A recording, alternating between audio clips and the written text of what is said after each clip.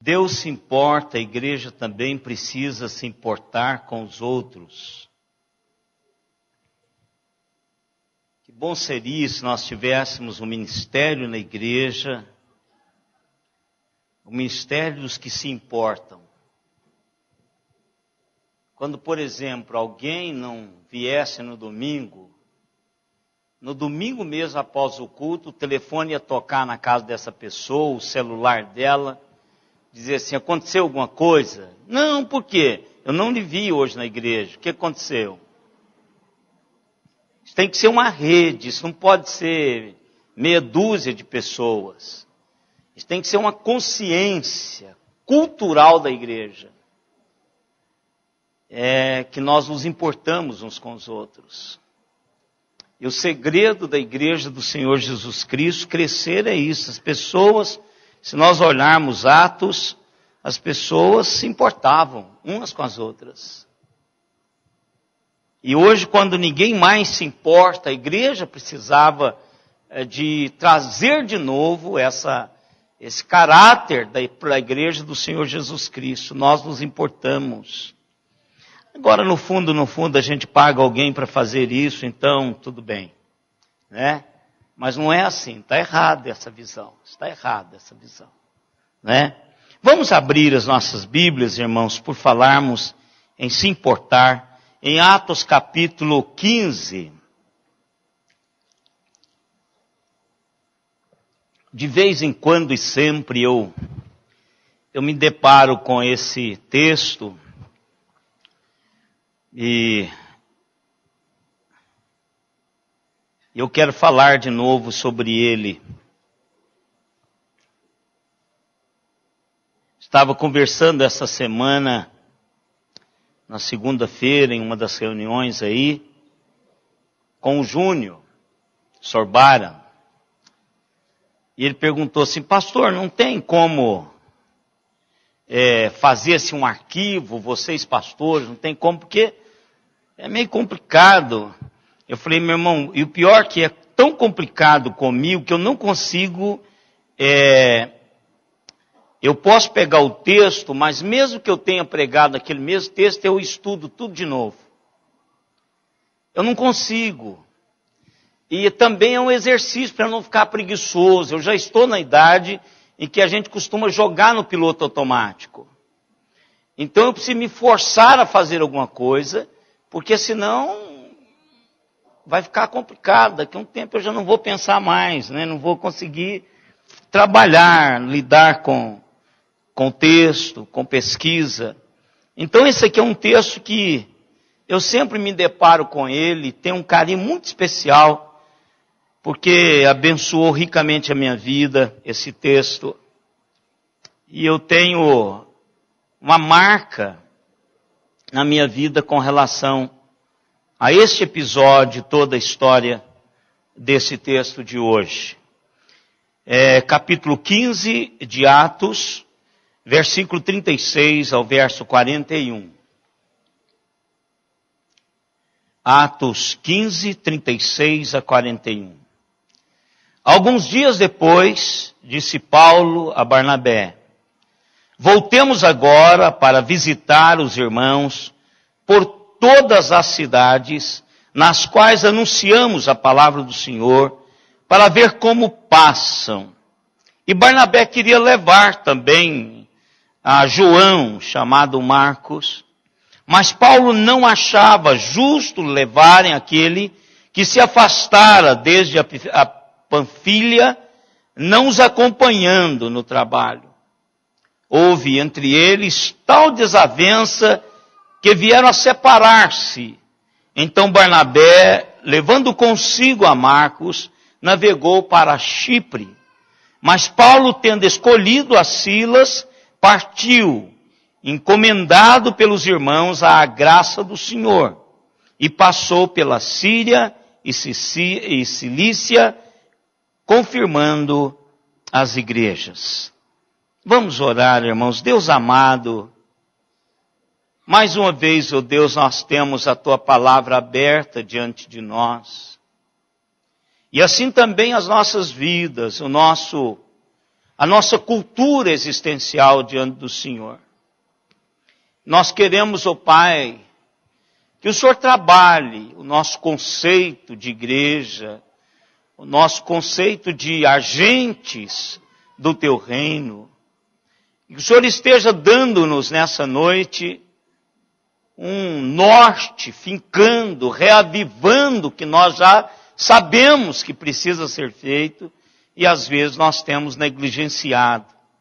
Por isso, ó Pai, que a Tua palavra marque os nossos corações nessa noite e que a Tua igreja seja abençoada com esta palavra e que o mundo ao nosso redor, o mundo do nosso convívio, da nossa influência, seja impactado pelas nossas vidas, pelo quanto que nós nos importamos uns com os outros. Por isso, ó Pai, louvado seja o Teu nome, por esse tempo precioso na Tua presença. Em nome de Jesus, fale conosco, Senhor. Amém. John Ortberg, ele é um escritor que tem trazido alguns livros bons, inclusive a Elda vai pedir um novo livro dele aí, chamado Andando por Sobre as Águas. Se a hora que chegar, é um livro de desafio e ao chegar na livraria, tente comprar e ler, se não, faça aí um baratinho o livro, não chega nem a R$20.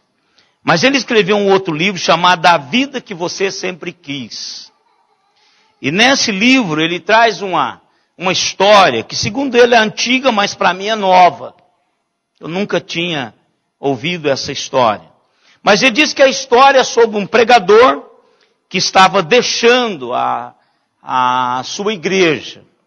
E no jantar de despedida, com todo aquele chororô que nós pastores sabemos como que funciona, ele se aproximou de uma irmã querida ali e tentou incentivá-la, dizendo para ela para não ficar triste, que o próximo pregador, ele poderia ser melhor do que ele, e que Deus estava no controle, sempre alguém que vem vai fazer um trabalho melhor. E ela respondeu para o pastor o seguinte: olha, é isso que eles vêm me dizendo toda vez que um pastor vai embora, que um pregador vai embora, sempre o outro que vier vai fazer melhor, tal, e está piorando. Cada vez mais tem piorado. Quer dizer, essa palavra de que vai melhorar, eu não estou vendo melhora nenhuma. Isso era algo encorajador para o pastor que está vindo embora. Não é? Eu me coloquei no lugar dele, eu acho que daria para arrumar outra coisa para fazer, não é? Mas a vida, irmãos, ela pode ser de fato muito desafiadora na maior parte do nosso tempo, na maior parte da nossa caminhada. Enquanto nós vivemos as nossas vidas, nós precisamos de muita ajuda, muito encorajamento, muito incentivo ao longo do caminho. Nós precisamos de pessoas não iguais a esta aqui, né? Porque é aquele ditado, se você não precisa de amigo com a irmã desse, inimigo, né? Com uma amiga como esta, né? Então, às vezes, as pessoas não sabem nesse trato incentivar as pessoas. Então, quando enfrentamos os desafios da vida, nós precisamos ter pessoas que estão por trás de nós, à nossa frente, sempre nos impulsionando e nos dizendo que nós podemos chegar lá, podemos ir um pouco mais, podemos fazer aquilo outro que intentamos fazer. Nós precisamos de alguém que esteja fazendo isso nas nossas vidas, pessoas, para nos auxiliar nessa caminhada. Quando as pessoas estão em lutas, dificuldades, de que elas precisam? Elas precisam de incentivo. Precisam de incentivo. Pessoas que aproximem daquelas que estão em sofrimento e as incentivo de uma maneira que elas possam continuar, possam se manterem firmes, com o alvo em foco, que a sua caminhada seja trilhada com dignidade. Quando as pessoas são desafiadas a fazer algo e podem parecer fora da sua faixa normal de capacidade, elas precisam de incentivo. Que elas não têm aquele pique natural interno de fazer, então alguém tem que chegar e dizer, olha, faça, caminhe, que vai dar certo, eu estou aqui para te ajudar, eu consegui, olha, eu vou te dar todos os passos aqui para essa coisa acontecer. Quando nós vamos, eu vejo aí a menininha da Audrey, esses pequenininhos estão aprendendo a andar agora, a Débora. Então, eu não vejo seus pais dizendo para ela assim, vão, seu robozinho, você já tem 4 meses, já está na hora de estar andando, tal, vai lá, sua molenga. Não faz isso. Aproxima, estende as mãos, fala, vem, só um pouquinho no papai, no titi, esse dengo todo com as nossas crianças. Nós não ficamos a criticá-los, nós precisamos de incentivá-los a fazer o que nós fazemos, andar. Com os 2 pés, com as 2 pernas, não de 4. Que é gantear, isso aí é para macaco, para outra. Mas homem fica de pé. Querido, o papai está em pé, vem cá, vem no papai, vem. É isso que nós precisamos, incentivar os nossos filhos para caminharem. Eu li do William Arthur Ward, que é também um escritor, ele disse o seguinte, me lisonjei e eu não acreditarei em você. Critique-me e eu não gostarei de você. Ignore-me e eu não perdoarei. Incentive-me e eu não te esquecerei. Pessoas que nos incentivam, nós não esquecemos delas. A vida passa, o tempo vai embora, mas essas pessoas, elas ficam vivas, permanentes na nossa história. O que pode mudar a vida de uma pessoa? Incentivo. O incentivo pode mudar, pode redirecionar, pode dar à pessoa aquela motivação, aquele impulso para fazer aquilo que Deus quer que ela faça na vida. E nós, enquanto igreja, precisamos de trabalhar essa cultura na igreja. Cultura de incentivar as pessoas ao longo da caminhada da vida. Fazemos isso como hábito, como parte do nosso caráter, encorajar uns aos outros à medida que nós crescemos em Cristo Jesus. Mas aqui vem uma pergunta, o que é encorajamento? O que é encorajamento? Quando dizemos que estamos incentivando a uma pessoa, uma outra pessoa, o que realmente isso significa? Estamos incentivando alguém quando gritamos com elas, ou com ele. Nós incentivamos alguém quando nós agredimos e dizemos assim, desse jeito não vai dar nada na vida, você não vai ser ninguém na vida. Não é assim que nós fazemos para incentivar as pessoas. Nós incentivamos quando nós nos envolvemos com essas pessoas para que elas permaneçam no caminho e no jogo da existência. Quando nós estamos envolvendo com elas e trabalhando para que elas continuem. O que é interessante, irmãos, nesse termo encorajar, é que esse termo pretende caminhar com, estar ao lado de. E o que é interessante é que a raiz dessa palavra, encorajar, ela está impregnada naqueles textos de João 14, 15, 16, quando Jesus Cristo fala do Espírito Santo como consolador. Como consolador. Então, a raiz dessa palavra encorajar, consolar, dar impulso, impulsionar, empurrar, incentivar, ela tem a ver com a mesma raiz lá de João 14, 15, 16, quando Jesus fala que veria um consolador. Uma parte importante desta questão de incentivar a pessoa é a vontade de pisar dentro do círculo, do caminho individual daquela pessoa. Ou seja, caminhar ao lado é estar envolvido no projeto existencial daquela pessoa, é estar imbuído, envolvido, mesclado nos projetos daquela pessoa.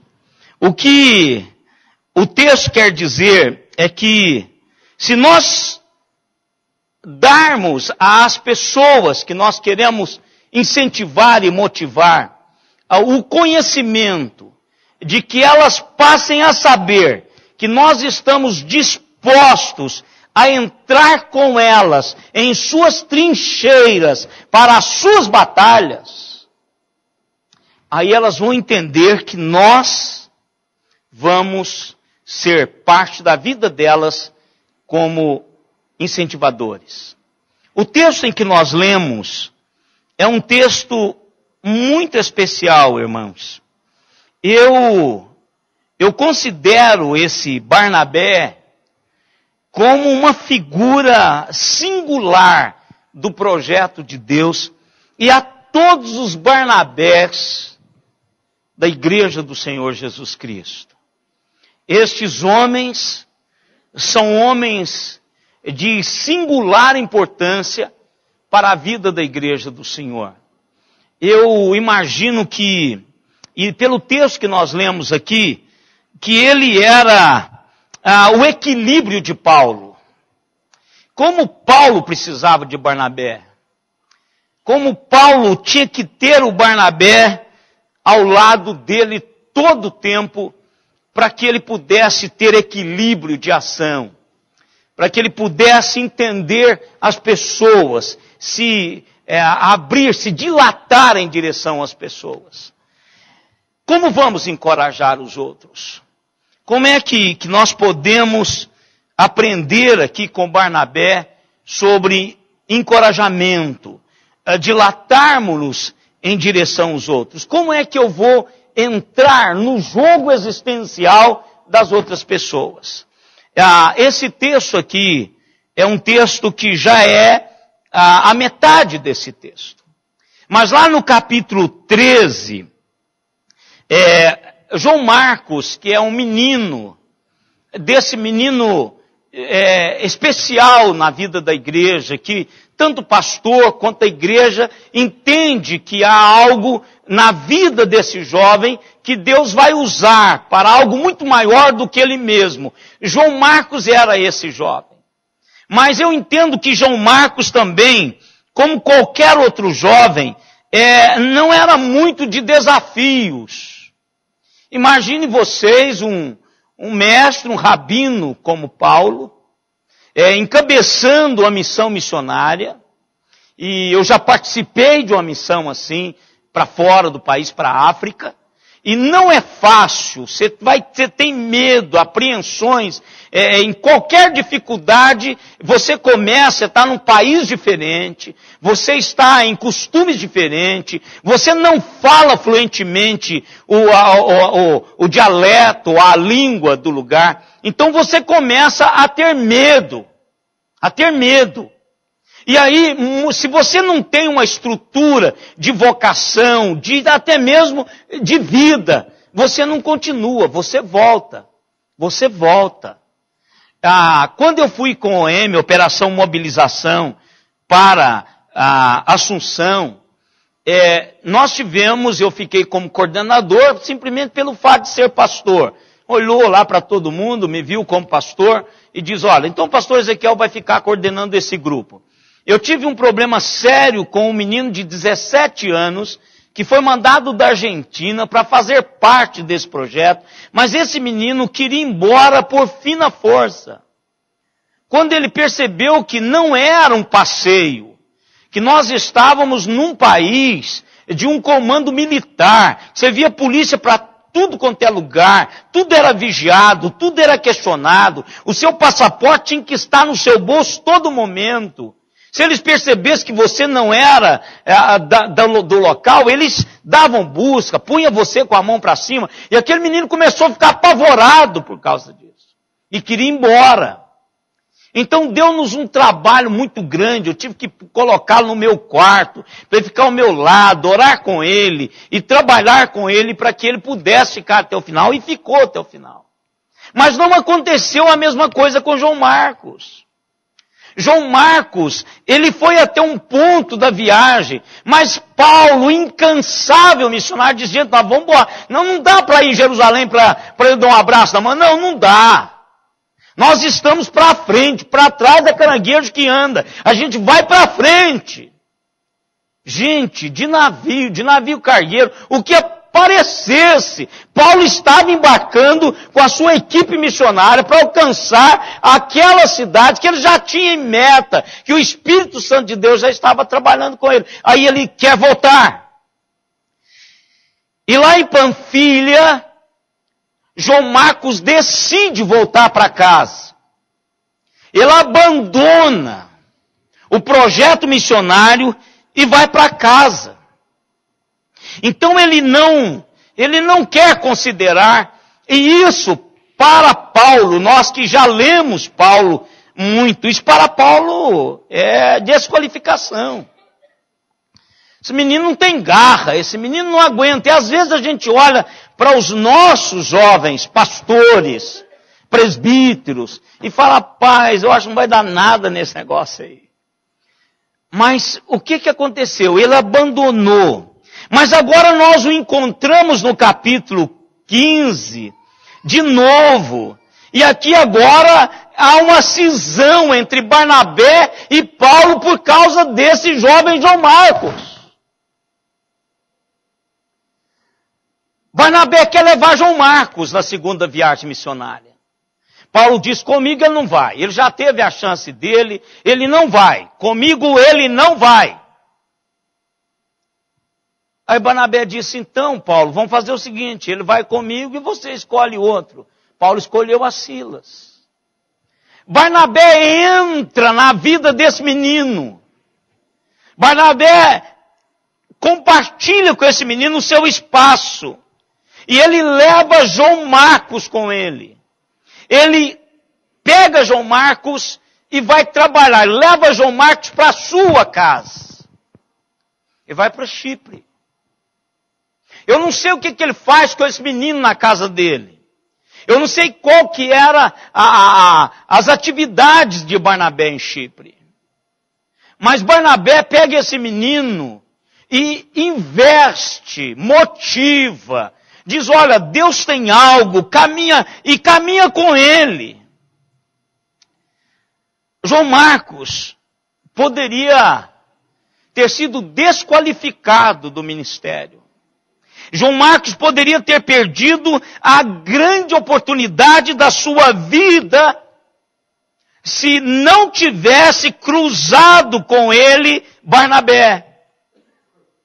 E eu fico pensando, irmãos, olhando muitos de nós não sabemos o que Deus tem reservado no seu coração para alguns de nós.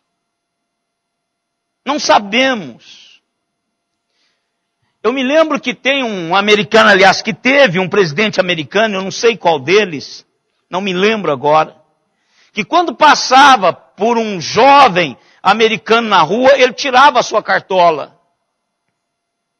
E as pessoas perguntavam por que ele fazia. Ele falou assim, talvez eu esteja tirando a cartola para o futuro presidente dos Estados Unidos. Agora vocês imaginem aqueles jovens que tiveram o presidente dos Estados Unidos tirando a cartola. Na presença deles, o incentivo na vida, quando ouvisse isto, de que o presidente havia dito que todos aqueles que ele havia tirado a cartola poderia vir a ser presidente dos Estados Unidos. O americano já não tem essa questão de nacionalidade na alma. Agora você imagina com um presidente desse, fazendo isto. Então o que Barnabé faz é exatamente isso. E eu e vocês sabemos o final da história. Nós sabemos o que Deus fez na vida de João Marcos. Se vamos ajudar, nós precisamos entrar no jogo da vida das pessoas. Nós precisamos de pular para dentro das suas trincheiras e ajudá-las a batalhar as suas batalhas. Não é só vir à igreja e eu dar um telefonema. É dispor-me para ajudá-los a fazer alguma coisa do qual elas estão precisando, para incentivá-las. Não é só perguntar como vai, é perguntar, eu posso ir com você, eu posso fazer alguma coisa para você chegar lá.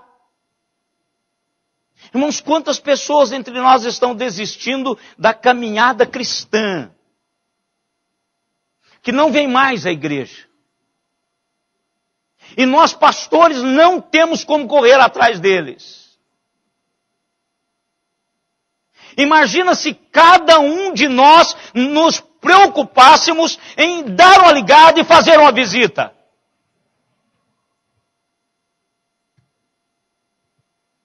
Quantas pessoas estão hoje, irmãos, desistindo da caminhada deles com Deus?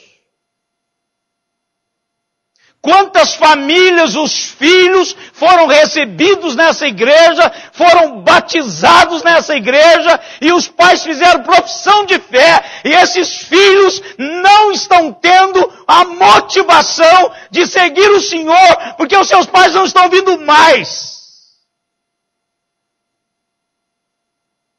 Irmão, sabe uma coisa da qual eu vou sentir um alívio tremendo quando me aposentar, e almejo o dia de me aposentar, é não preocupar com as pessoas que não vêm mais à igreja. Porque eu não vou carregá-los mais.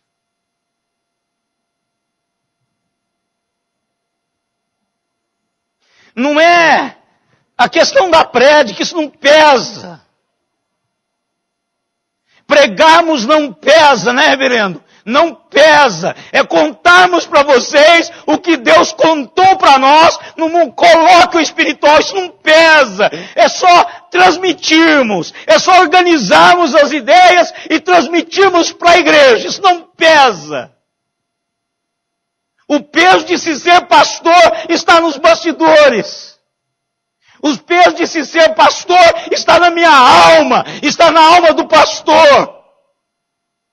Está num lugar que às vezes a igreja não consegue enxergar, porque se conseguisse, cairia em campo para incentivar aqueles que estão desistindo da caminhada com Deus. Não é de uma viagem missionária, irmãos. É de uma viagem para os céus. E que esses filhos, esses meninos vão dar trabalho amanhã, como qualquer outro filho, sem Deus, no futuro vai dar problema. Quando a missionária orou, falando da igreja presente, eu me lembrei da palavra do pastor Jader Borges. Esses meninos não é o futuro da igreja. A igreja é o futuro desses meninos. Se aqui nós educarmos os nossos filhos, se aqui nós trouxermos os nossos filhos para aprender com Jesus, eles terão futuro. Eles terão futuro. Se nós não fizermos isto, eles não terão futuro, porque não conhecem o Deus do futuro. E o único que pode dar futuro aos nossos filhos e a cada um de nós é o Deus do futuro. Eu preciso passar para dentro da trincheira desses irmãos e incentivá-los. Porque eu não sei o que Deus vai fazer com eles amanhã, eu não sei. Cada um desses meninos que eu abraço, que vem me dar um cheiro, essas menininhas fantásticas, que eu vou cheio de cheiro, às vezes vou com batom, são elas. E isso é um prazer, isso é algo fantástico, porque eu não sei o que elas serão amanhã, e eu faço parte da vida delas hoje. Nós precisamos passar para dentro da trincheira, irmãos. Mudarmos essa cultura de desinteresse, desse relacionamento superficial, que cada um se vira nos 30. Eu preciso, a igreja precisa. Isso não é uma função pura e exclusivamente pastoral. A minha preocupação vai além disso. Infelizmente eu não posso incentivar todo mundo num trabalho de personal training. Não posso, não consigo. Precisamos entrar no jogo das pessoas, na vida delas e abençoá-las. Precisamos exibir, através da nossa vida, uma atitude positiva, de um caminho de vitória no Senhor. Nós precisamos, irmãos, de dizer para essas pessoas que nós estamos com elas. Nós estamos estendendo graça para o pior delas, mas nós estamos procurando o seu melhor. Todos nós temos erros, irmãos. Todos nós que estamos aqui nesse recinto e ligados na internet temos problemas. Agora o que a gente precisa é procurar o melhor das pessoas, estender graça para o pior delas. Quer dizer, tem gente que fala, não vou muito porque aí já apontou o que é ruim. Mas todos nós, se procurar, tem alguma coisa aí que precisa ser trabalhado e lapidado por Deus. Eu gosto daquele provérbio, ferro com ferro com ferro se afia. E assim o homem com seu amigo. Se as pessoas sabem que eu me importo, elas vão ouvir a minha admoestação. Elas vão me abraçar depois disso. Nós vamos orar e chorar juntos. Nós precisamos fazer isso.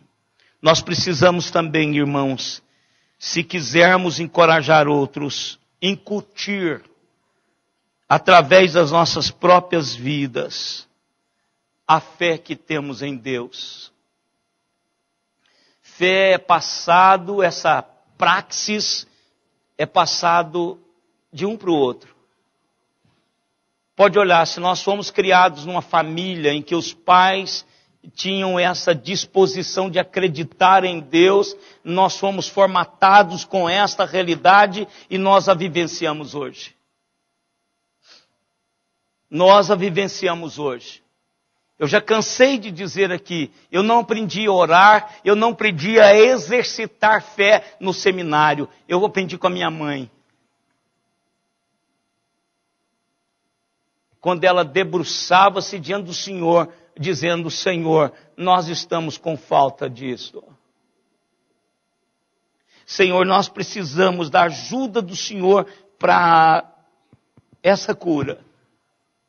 Senhor, nós precisamos da ajuda do Senhor para esta palavra com fulano. Esse exercício de fé foi passado pela minha mãe. E a gente vai passando. As pessoas querem, irmãos. Todos nós queremos. Não tem um que leia o livro de George Miller, do Contrabandista de Deus, que não queria passar pelo menos 10% daquilo. Eu gostaria, quando eu leio esses livros, eu falo, Deus, como a minha vida, porque eu queria estar lá. Motiva. Fé com Deus motiva. E as pessoas querem acompanhar-nos quando isto é vivido todos os dias. E nós precisamos, quisermos ajudar, encorajar as pessoas, nós precisamos inspirar fé nelas. Vivendo a fé. Não é pregando, é vivendo a fé. Caminhe comigo, é andar, é lado a lado, é estar dentro da vida do outro e dizer, vou lhe dizer como é que se vive de fé em cima desse projeto. E aí começar a caminhar. As pessoas vão atingir grandes alturas se elas sabem que pessoas acreditam nelas e que elas podem acreditar em algo maior do que elas. Como isso é precioso. Como isso é precioso, irmãos. Por que nós devemos encorajar os outros? Primeiro, para impedi-los de desistir. Para impedi-los de desistir. Como foi que Barnabé, o filho do encorajamento, chegou na Antioquia e com seu coração dilatado em direção àqueles que já tinham recebido a graça do Senhor. Ele testemunha entre aqueles irmãos a graça do Senhor. Ele se alegra e começa a incentivá-lo de todo o seu coração a permanecerem firmes e fiéis ao Senhor. Isso está em Atos, capítulo 11, versos 22 e 23. Barnabé incentiva-os com um coração resoluto a permanecerem fiéis em Cristo Jesus. Irmãos, é aquilo que eu estava dizendo. Tem pessoas desistindo de seguir a Jesus. E você não precisa ir na igreja do outro, dessa igreja. Tem um punhado de gente que não quer vir mais. Incentive-os. Se você não puder falar, se a pessoa falar, não fala comigo nesse... Então começa a orar e viver esse caminho. Até o ponto em que Deus vai trabalhar essa realidade. Por que eu devo encorajar outras pessoas? Extrair delas o seu melhor. Porque às vezes, irmãos, nós nos acomodamos. Às vezes nós não queremos ir por causa do preço, um pouco mais por causa do preço que se está proposto para se pagar. Eu gosto muito de Josué, o exemplo de Josué no capítulo 1 de Deuteronômio 37 e 39. Quando Moisés é proibido de entrar na terra prometida, Moisés passa para o povo de Israel que Josué iria substituí-lo e que Josué iria levá-los a tomar posse da promessa de Deus. Aí Moisés diz o seguinte, em Josué 1:38, Josué, filho de Num, que está diante de ti, ele ali entrará, anima-o, porque ele fará que Israel receba esta herança. Ou seja, incentive-o. Eu não vou entrar, Moisés está dizendo. Mas Josué vai entrar. Anima-o, incentive-o, encoraje-o para que ele possa ser um bom líder. A igreja precisa fazer isso com seus líderes. Fazer isso com seus líderes. Incentivá-los, apesar das lutas. João Marcos, como nós já falamos, João Marcos também, João Marcos decide abandonar, mas o que eu gosto do texto lá de Timóteo é a história completa de João Marcos. Barnabé leva João Marcos para Chipre. Tem um tempo ali com João Marcos. Aí quando nós lemos 2 Timóteo 4:11, Paulo está dizendo o seguinte, só Lucas está comigo, pegue a Marcos, a João Marcos, E traze-o comigo, porque ele é útil para mim e para o ministério. Olha que coisa fantástica, irmãos. Comigo ele não vai. Barnabé disse, então, ele vai comigo. Ele vai comigo. Eu vou levá-lo comigo. Separam ali na segunda viagem missionária. Agora Paulo está precisando de João Marcos. E João Marcos aprendeu tanto com Barnabé, que ele não guarda nenhum rancor contra Paulo. Traga João Marcos, porque ele me é útil para mim e útil para o ministério. Olha que coisa maravilhosa. Barnabé destrancou, irmãos, o potencial de Marcos. Foi isso que Barnabé fez. Barnabé conseguiu extrair o melhor de Marcos. Marcos agora vai, nós sabemos que ele vai, nós sabemos que Marcos escreve o evangelho de Marcos. Olha que evangelho bonito, olha que evangelho sólido que nós temos. É João Marcos. Esse evangelho é o evangelho de João Marcos. Um homem que entendeu o projeto de Deus e foi trabalhado por Deus. Se queremos ajudar, encorajar os outros, por que é que devemos fazer isso? Não só impedi-los de desistir, mas para extrair dele o seu melhor, mas também para ajudá-los a perceber o mover de Deus em momentos difíceis e fortalecê-los. Irmãos, não há um momento mais negro nas nossas vidas do que os momentos de dificuldades. Nós podemos ir em todos os aniversários, em todos os casamentos, as pessoas não vão lembrar muito da gente. Mas se você for num momento de profunda tristeza e de profunda luta, essas pessoas jamais vão esquecer de você. Então, perceber que Deus está movendo. Perceber que Deus está no jogo com você. Perceber que Deus não abandonou o barco. A tempestade está lá, mas Jesus está também no barco. E isso vai fazer toda a diferença e nós precisamos de auxiliar, de fazer com que essas realidades sejam vivenciadas pelos nossos irmãos através do incentivo meu e seu. O apóstolo Paulo fala assim, que as minhas algemas os incentive, os motive a viver de maneira a responder o chamado de Deus para as suas vidas. Mas também, irmãos, para fortalecer a igreja, nós precisamos de incentivar uns aos outros para fortalecer a igreja. Eu gosto daquela expressão que diz que uma corrente é tão forte quanto o seu elo mais fraco. Uma corrente é tão forte quanto o seu elo mais fraco. Então nós precisamos de ajudar uns aos outros. Nós precisamos incentivar uns aos outros.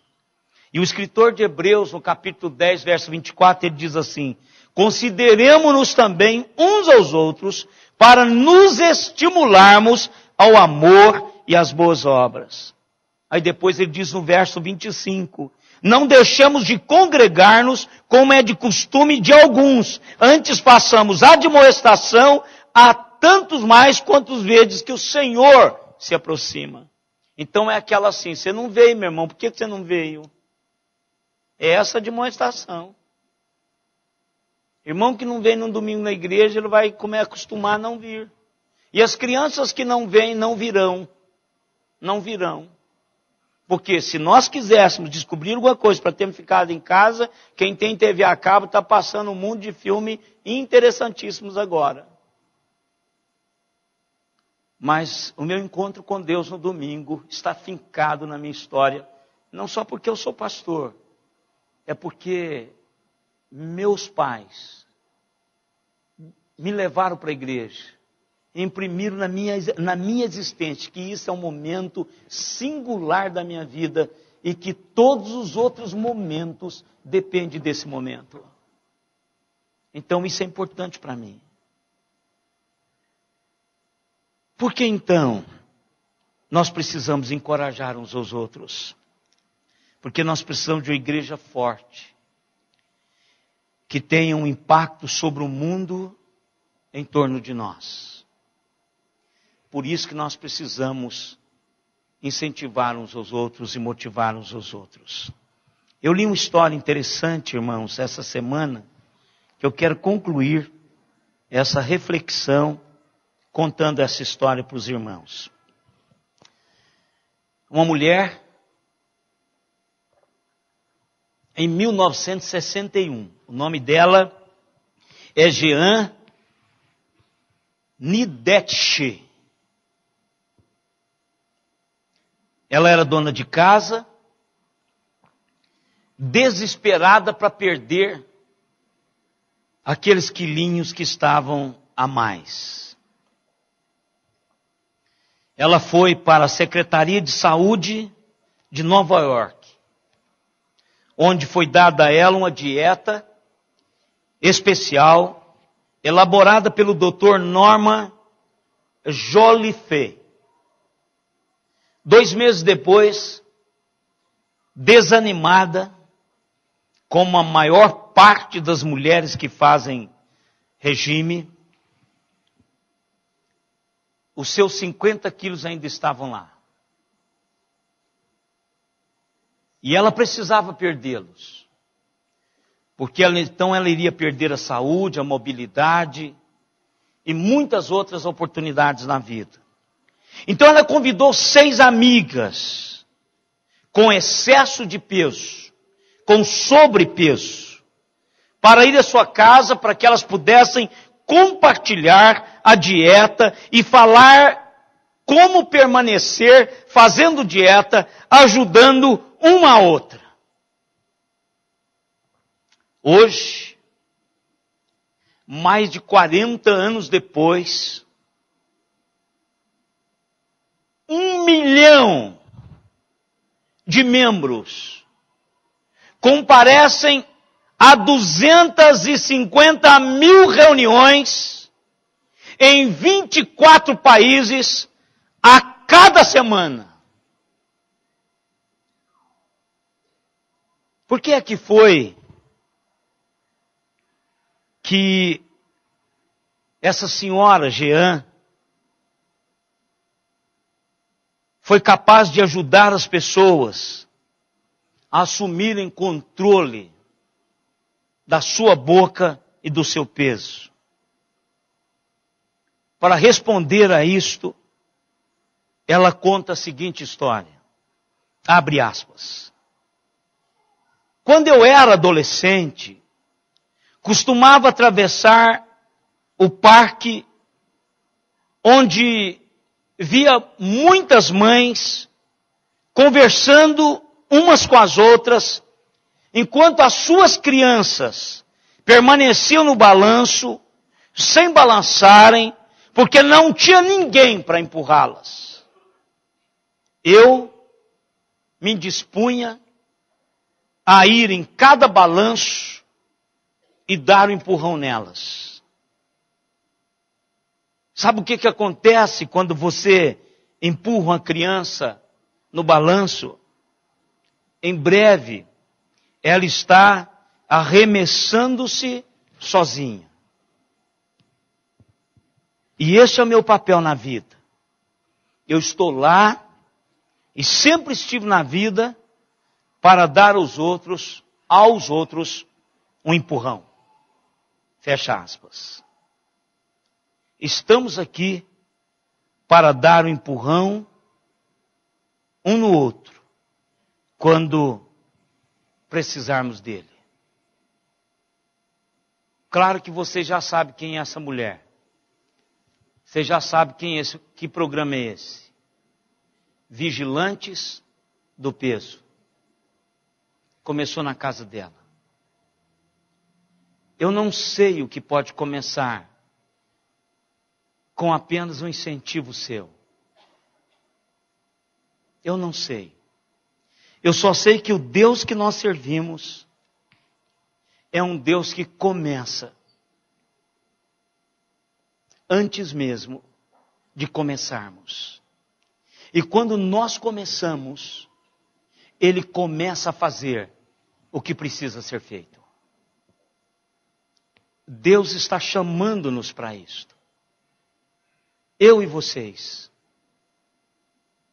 Olharmos o melhor das pessoas e oferecer graça no pior delas. Mas não desistirmos de ajudá-las. Um pouco de incentivo irá percorrer um grande caminho na vida das pessoas. E que Deus, irmãos, nos ajude a vivenciarmos isto. Tenho certeza, se tomarmos Barnabé, e aí você pode ler Barnabé, tem muito de Barnabé para se aprender aqui, pode esmiuçar, não é exaustiva essa reflexão, mas nós podemos abençoar a igreja do Senhor se começarmos a agir assim, a confrontar, a estarmos juntos para chegarmos aonde Deus quer que cheguemos.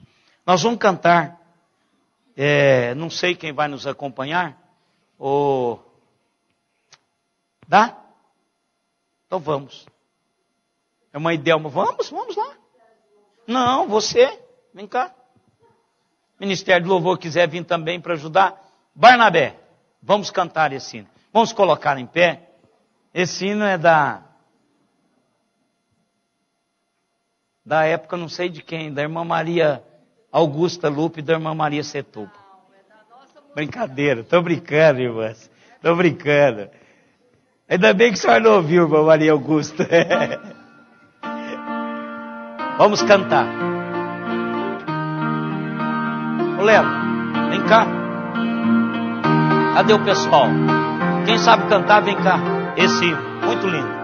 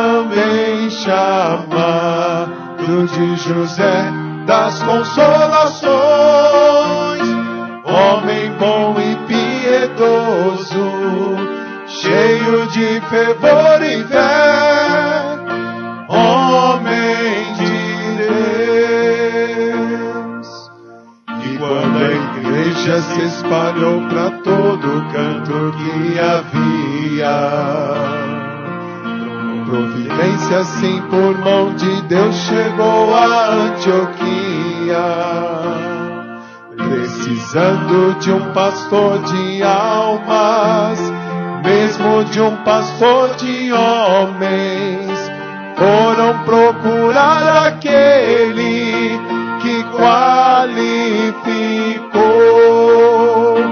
Era o seu nome, Barnabé, natural de Chipre, também chamado de José das Consolações, homem bom e piedoso, cheio de fervor e fé, homem de Deus. Bem, eu gosto aí dessa final do coro, que essa diferença ele fez porque era homem de Deus. E o homem de Deus